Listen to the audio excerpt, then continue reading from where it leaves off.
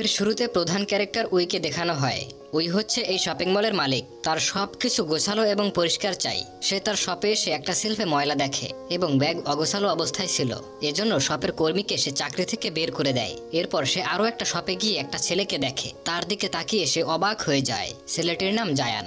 তখন একজন মহিলা বলে সে একটা প্রোডাক্ট কিনেছে কিন্তু প্রোডাক্টটি ভালো না এবং সে শপের মালিককে খুব আজে বাজে ভাবে গালি দিচ্ছিল। উইয়ের ম্যানেজার তাকে এসব না দেখার জন্য নানাভাবে বাধা দেয়, কিন্তু উই দেখে নেয় এবং সে কাস্টমারের সাথে ঝগড়া বাঁধিয়ে দেয়। তখন সেখানে জায়ান আসে।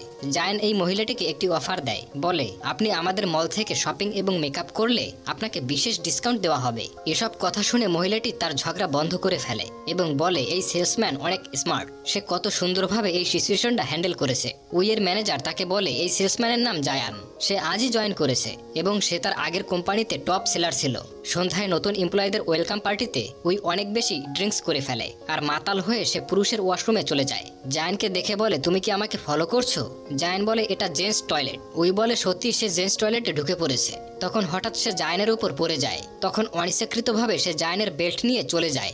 জায়ান তার পিছু পিছু আসে। উই জায়ানকে জিজ্ঞাসা করে সকালে কেন আমাকে সাহায্য করেছিলে? আমাকে পছন্দ করতে শুরু করেছো নাকি? জায়ান বলে আমি আপনাকে পছন্দ করি না, আমি শুধু সমস্যা সমাধানের চেষ্টা করেছি। নেশা কেটে যাওয়ার পর উইকে ওয়াশরুমে দেখানো হয়। সে মাতাল অবস্থায় জায়ানকে কি বলেছিল এটা ভেবে খুব অকওয়ার্ড ফিল করছিল। পরদিন মলে উই জায়ানকে দেখে। তখন সে একজন কাস্টমারের হাত ধরে প্রোডাক্ট সম্পর্কে বলছিল, যা দেখে উই জেলাস হয় এবং জায়ানকে বলে আমি এখানের সব প্রোডাক্ট কিনে নেব।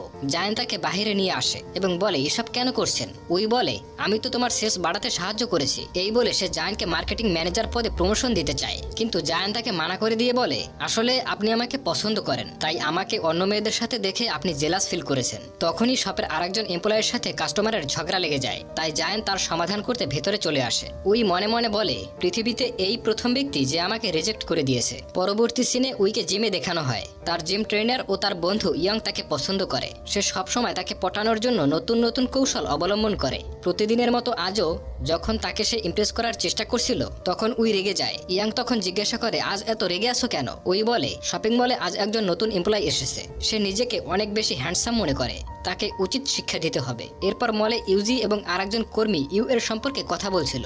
তারা বলে যখন থেকে মিস উই মালিক হয়েছে তখন থেকে অনেক এমপ্লয়ি তার আচরণে বিরক্ত হয়ে চাকরি ছেড়ে চলে গিয়েছে। তাদের কথাগুলো জায়ান শুনছিল। তখনই মলে কয়েকজন লোক এসে ভাঙচুর করতে শুরু করে এবং বলে এই মলের সমস্ত প্রোডাক্ট নকল এবং দামও অনেক বেশি। উই এসে বলে এসব বন্ধ করো আর এখান থেকে তোমরা চলে যাও, কিন্তু তারা তখন উইয়ের সাথে বাজে আচরণ করছিল এবং তাকে মারতে যায়। তখন জায়ান তাদেরকে মেরে উইকে নিয়ে সেখান থেকে পালিয়ে যায়। জায়ান বলে আপনি সবার সাথে উচ্চস্বরে কথা বলেন, এই জন্যই কেউ আপনাকে পছন্দ করে না। কিন্তু উই তার এসব কথা না শুনে জায়ানকে বলে তুমি আমাকে আপনি করে কেন বলছো? তুমি চাইলেই আমাকে নাম ধরে ডাকতে পারো। এসব শুনে জায়ান রাগান্বিত হয়ে বলে আমি আপনাকে সবসময় বাঁচাতে পারবো না, সবার সাথে ভালো ব্যবহার করার চেষ্টা করবেন। এরপর জায়ানকে টিউশন ক্লাসে দেখানো হয়। সে তার বইয়ের মধ্যে একটা চিঠি দেখতে পায় যেখানে লেখা ছিল আজ রাত 8টায় উইয়ের সাথে দেখা করতে এই ঠিকানায় চলে এসো। সে চিঠিটা ডাস্টবিনে ফেলে দেয়। অন্যদিকে উই জায়ানের জন্য অপেক্ষা করছিল। উইয়ের ম্যানেজার বলে জায়ান হয়তো টিউশন ক্লাসে গিয়েছে, এই জন্যই হয়তো সে আসতে পারেনি। এরপর সে জায়ানের টিউশন ক্লাসের সামনে চলে আসে। উই জায়ানকে জিজ্ঞাসা করে তুমি আমাকে ইগনোর কেন করছো? আমার সাথে দেখা করতে আসনি কেন? সে বলে আমি ব্যস্ত ছিলাম। তখন উই তাকে একটা গাড়ির চাবি দেয় এবং বলে তুমি আমার জন্য কাজ করবে এবং আমি তোমাকে এই টিউশনের চেয়ে অনেক বেশি টাকা দেব। জায়ান গাড়ির চাবি না নিয়ে চুপচাপ সেখান থেকে চলে আসে। অন্যদিকে উইয়ের ফিউন্স জিনকে দেখানো হয়, যার সাথে তার বিয়ে ঠিক হয়েছে। সে হচ্ছে উইয়ের বাবার বন্ধুর ছেলে। সে উইকে খুব পছন্দ করে, কিন্তু উই তাকে মোটেও পছন্দ করে না, কারণ সে কোনো কাজ করতো না, শুধু শুধু বাবার টাকা খরচ করত। সে উইকে বলে আগামীকাল তাদের ফ্যামিলি পার্টিতে জয়েন করতে, কিন্তু সে রাজি হয় না। তার উল্টাপাল্টা আচরণ দেখে উই বিরক্ত হয়ে সেখান থেকে চলে যায়। তখন সে উইকে একটা উপহার দেয়। উপহারটি ভুলবশত নিচে পড়ে যায়। একটা গাড়ি এসে সেটা নষ্ট করে দেয়। এতে জিনের খুব মন খারাপ হয়, তাই সে বাধ্য হয়ে বলে আগামীকাল সে জিনের পার্টিতে অ্যাটেন্ড করবে। পরদিন সে মলে ঢুকতে জায়ানকে দেখেই তার সাথে কথা বলতে যায়, কিন্তু তার আগেই জিন চলে আসে। এসে বলে তুমি কাল বলেছিলে আমার পার্টিতে অ্যাটেন্ড করবে, তাই অনিচ্ছা সত্ত্বেও তাকে যেতে হয়। পরের দিন জিনের পরিবার ও উইয়ের পরিবার একসাথে লাঞ্চ করছিল এবং তারা তাদের ব্যবহৃত জিনিসের ব্র্যান্ড নিয়ে কথা বলছিল, যা শুনে উই খুব বিরক্ত হয়ে সেখান থেকে চলে আসে এবং জায়ানকে বলে আমি চাই তুমি আমার বয়ফ্রেন্ড হয়ে যাও। জায়ান বলে আমি আগেই না করে দিয়েছি। উই বলে মাত্র 1 মাসের জন্য হলেও তুমি আমার বয়ফ্রেন্ড হয়ে যাও, তারপর আমি তোমাকে এই মলের ম্যানেজার বানিয়ে দেব এবং বছরে 15 দিন ছুটি পাবে। এসব শুনেও জায়ান না করে দেয়। তখন উই বলে 2 দিন সময় দিলাম আমি তোমাকে, ভেবে জানাবে। পরে সে কার থেকে দেখে জায়ানকে একটি মেয়ে জড়িয়ে ধরেছে। পরবর্তী সিনে জায়ানের সাথে সেই মেয়েটিকে ডিনার করতে দেখা যায়। এই মেয়েটি হচ্ছে গুহি, যে জায়ানের ছোট বোন। আর তাদের কথা শুনে বোঝা যায় জায়ানের বাবা ঋণগ্রস্ত ছিল, যা তাকে পরিশোধ করতে হবে। তাই সে দিনরাত কাজ করে। আর গুহির ইচ্ছা সে অন্য দেশে গিয়ে পড়াশোনা করবে, কিন্তু স্কলারশিপ না পাওয়ার জন্য তার মন খারাপ ছিল। তখন সে বলে তুমি মন খারাপ কেন করছো, আমি তোমাকে অবশ্যই বাইরে পড়তে পাঠাবো। অপরদিকে জিমে ইয়ং এবং উইকে দেখানো হয়, যেখানে ইয়ং উইকে পটানোর চেষ্টা করছিল। তাই সে বলে আমি জায়ানকে পছন্দ করি, তুমি প্লিজ আমার পথ থেকে সরে যাও। তখন ইয়ং বলে তুমি যাকে পছন্দ করো তার সম্পর্কে কি কি জানো, হয়তোবা তার গার্লফ্রেন্ড রয়েছে। এটা শুনে উইয়ের গত রাতের কথা মনে পড়ে যায়। তাই সে ইয়াংকে বলে কিভাবে তার সম্পর্কে জানবো। ইয়াং বলে ফ্যামিলি পিকনিকের অর্গানাইজ করো, সেখানে যদি তার পরিবারের সাথে তোমাকে পরিচয় করিয়ে দেয় তাহলে বুঝতে পারবে সেও তোমাকে পছন্দ করে। পরদিন উইয়ের ফ্রেন্ডদের সাথে ফ্যামিলি পিকনিক দেখানো হয়, যেখানে জায়ানের সাথে কেউ আসেনি। উই জায়ানকে জিজ্ঞাসা করে তোমার সাথে কেউ আসেনি কেন, তুমি কি কাউকে পছন্দ করো? জায়ান বলে তাতে তোমার কি। তারপর ওরা সবাই মিলে গেম খেলে। খেলা শেষে সবাই গিফট নিচ্ছিল। তখন জায়ান উইকে না দেখে খুঁজতে শুরু করে। যখন তাকে খুঁজে পায় তখন উই রেল স্টেশনে বসে ড্রিঙ্কস করছিল। কাছে আসলে তাকে বলে আমি কি এতটাই বদমেজাজি যে কেউ আমাকে পছন্দ করে না, আমি এই শপিং মলের দায়িত্ব থেকে রিজাইন করে নিব। জায়ান বলে তুমি যেমন আছো সেরকমেরই ঠিক আছো। উই বলে তাহলে তুমি কেন আমাকে পছন্দ করো না? আর আমি ছোটবেলায় এরকমের ছিলাম না। আসলে উই ছোটবেলায় এরকমের বদমেজাজি ছিল না। তাকে বলা হয়েছিল সফল ব্যক্তি হতে হলে অনেক বেশি স্ট্রিট এবং রুট হতে হবে। জায়ান তার কান্না থামিয়ে তাকে সেখান থেকে নিয়ে আসে। পরদিন উইকে জিমে দেখানো হয়, যেখানে ইয়াং তাকে জিজ্ঞাসা করে গতকাল গেম শেষে কোথায় গিয়েছিলে? উই বলে আমার কিছুই মনে নেই। তখন তার মনে পড়ে যায় সে একটা বইতে পড়েছিল কাউকে ভালোবাসায় আটকে রাখতে হলে তাকে জেলাস ফিল করাতে হবে। এরপর মলে জিনকে দেখা যায়, সে ফুল ও ডায়মন্ডের কিছু নেকলেস উপহার দেয়, কিন্তু বক্সে নেকলেস ছিল না। দোকানদার জিনকে বলে তুমি যেই টাকা দিয়েছো সেই টাকায় শুধু বক্সটাই পাবে। তখন এক ট্যাক্সি ড্রাইভার এসে ভাড়া চায়। এসব জায়ান তার সব থেকে দেখছিল আর হাসছিল। আসলে ওই জায়ানকে জেলাস ফিল করাতে চেয়েছিল, কিন্তু জিনের আচরণে রেগে সেখান থেকে চলে আসে। তারপর সে জায়ানের শপে কসমেটিক্স কিনতে আসে। জায়ান তাকে বলে তোমার এসব করার কোনো প্রয়োজন নেই। তখনই জিন সেখানে এসে বলে আজ রাতে আমার সাথে ডিনার করবে, কিন্তু উই না করে দেয়। তবুও জিন বারবার রিকোয়েস্ট করে। উই জায়ানের হাত ধরে বলে আমি আজ রাতে তার সাথেই ডিনার করব, তাই তোমার সাথে যেতে পারবো না। জিন উইকে জোর করে নিয়ে যেতে চায়, কিন্তু জায়ান বাধা দেয়। তখন জিন বলে তুমি কি আমাকে বাধা দেওয়ার? সে বলে আমি তার বয়ফ্রেন্ড। এটা শুনে জিন তাকে চর মারে। তখন শপের বাইরে এবং ভেতরে অনেক মানুষ এগুলো রেকর্ড করছিল, তাই জিন সেখান থেকে চলে আসে। পরদিন উই জায়ানের টিউশন ক্লাসে আসে এবং এসে জানতে পারে জায়ান অসুস্থ, তাই সে তার বাসায় চলে আসে। উই জায়ানকে জিজ্ঞাসা করে তুমি আমাকে কেন বলনি যে তুমি অসুস্থ?